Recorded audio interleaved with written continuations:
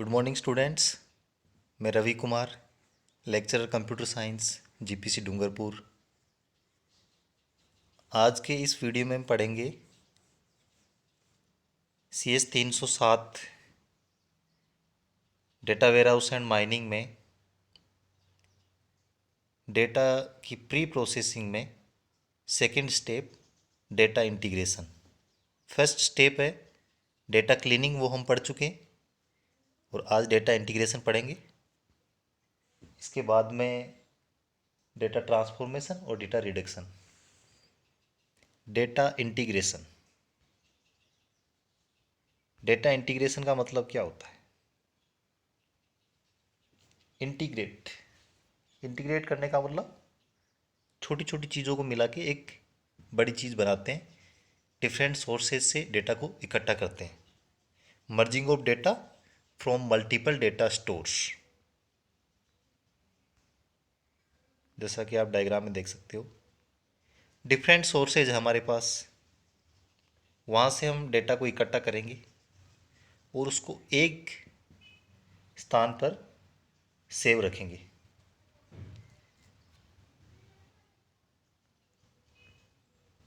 Data integration एक process होती है जिसमें हम डिफरेंट सोर्सेज होते हैं उनसे डेटा को कंबाइन करते हैं और एक सिंगल यूनिफाइड व्यू के अंदर उसको स्टोर करते हैं। लेकिन डिफरेंट सोर्सेज से डेटा इकट्ठे करते टाइम कुछ चैलेंजेस हैं हमारे सामने, क्योंकि अलग अलग टाइप के सोर्सेज है तो डेटा का टाइप भी अलग अलग होगा।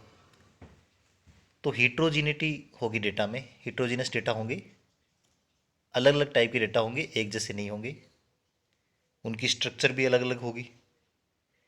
तो ये हमारे सामने चैलेंजेस है कुछ। फर्स्ट जो है एंटिटी आइडेंटिफिकेशन प्रॉब्लम है, कि जो एंटिटी है उसको आइडेंटिफाई कैसे किया जाए। डिफरेंट सोर्सेज है, वो इंक्लूड करेंगे मल्टीपल डेटाबेसेज, डेटा क्यूब्स और फ्लैट फाइल्स।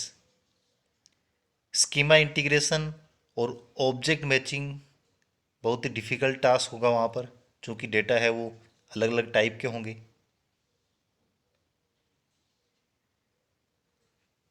तो कैसे रियल वर्ल्ड के अंदर अलग अलग जो सोर्सेज है, मल्टीपल सोर्सेज है, उनके डेटा को मैच करके एक इक्विवेलेंट डेटा बनाया जाए, ये हमारे सामने चुनौती रहती है और इसको हम बोलते हैं एंटिटी आइडेंटिफिकेशन प्रॉब्लम।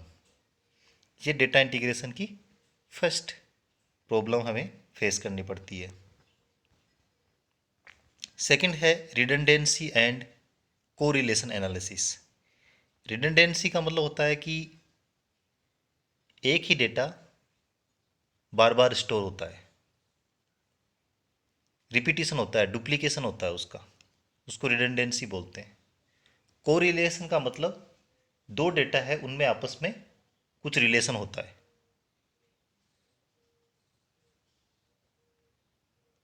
रिडंडेंसी को हम जैसे दी गई टेबल में हम देख सकते हैं, इसमें डेटा है वो हाईली कोरिलेटेड होता है।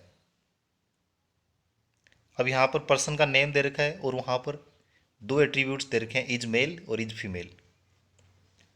तो अब यहाँ पर देखिए, हमें पता है कि कोई भी पर्सन या तो मेल होगा या फीमेल होगा।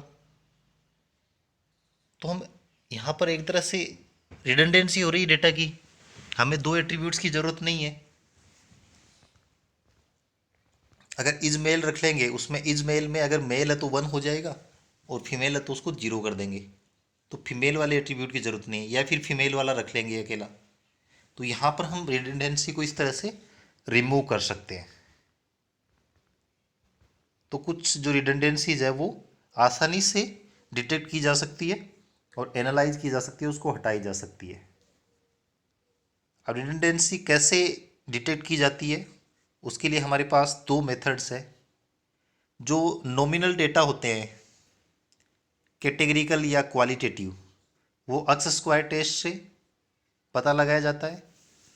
और जो न्यूमरिक डेटा होता है, क्वांटिटेटिव डेटा होता है, उनका पता लगाया जाता है कोरिलेशन कोफिशिएंट या कोवेरिएंस से। एक्स स्क्वायर टेस्ट या नॉमिनल डेटा कैसे पता लगाते हैं? ये टेस्ट परफॉर्म किया जाता है नॉमिनल डेटा पर। जैसे हमारे पास दो एट्रीब्यूट्स है ए और बी एक डेटा सेट के अंदर। A contingency table is made for representing data tuples.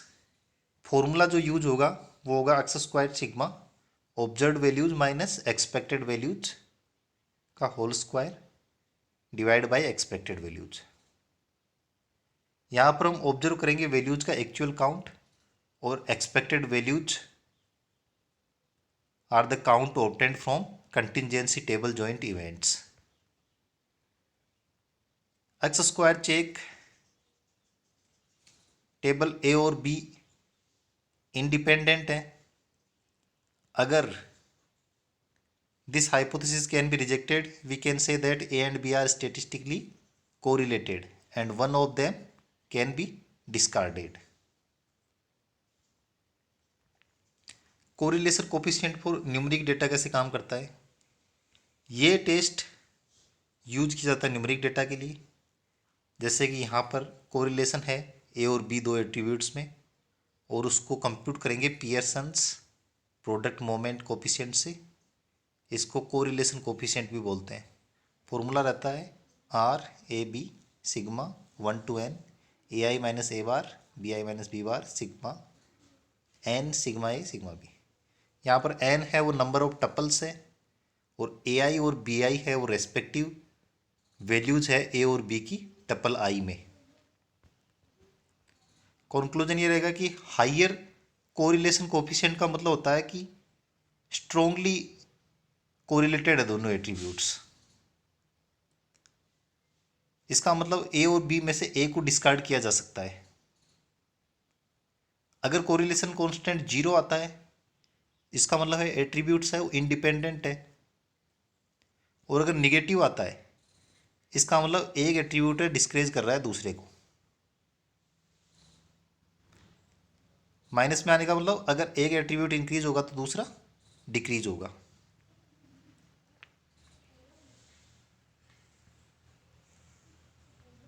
तीसरा जो प्रॉब्लम है वो टपल डुप्लीकेशन का। अभी हमने एट्रीब्यूट का देखा एट्रीब्यूट डुप्लीकेशन। तो एट्रीब्यूट डुप्लीकेशन हो सकता है तो टपल्स भी डुप्लीकेट हो सकती है। दो या दो से ज़्यादा जो टपल्स है रो है वो आइडेंटिकल आ सकती है। फिर है data value conflict detection and resolution. अगर सेम रियल वर्ड एंटिटी है एट्रीब्यूट है डिफरेंट सोर्सेज से वो डिफरेंट हो सकता है। ये डिफरेंट हो सकता है क्योंकि जो रिप्रेजेंटेशन है स्केलिंग है या एनकोडिंग है वो डिफरेंट तरीके से हो सकती है। जैसे एग्जांपल के लिए अगर हम एक्सचेंज कर रहे हैं इन्फॉर्मेशन दो यूनिवर्सिटीज़ के बीच में तो हर एक यूनिवर्सिटी है उसका अलग करिकुलम हो सकता है उसकी ग्रेडिंग स्कीम हो सकती है। अगर हम चेक करते हैं कहीं होटल का किराया तो उसमें अलग अलग सिटीज़ है अलग अलग कंट्रीज है उनमें करेंसी चेंज हो सकती है। उनकी जो सर्विसेज प्रोवाइड करते हैं वो अलग अलग हो सकती है। तो ये चीज़ें वेरी हो सकती है। तो ये हमने देखी जो मुश्किलें हमारे पास आती है डेटा इंटीग्रेशन में और कैसे उनको हम सॉल्व करते हैं। इसके बाद में नेक्स्ट वीडियो में हम देखेंगे डेटा ट्रांसफॉर्मेशन। Thank you.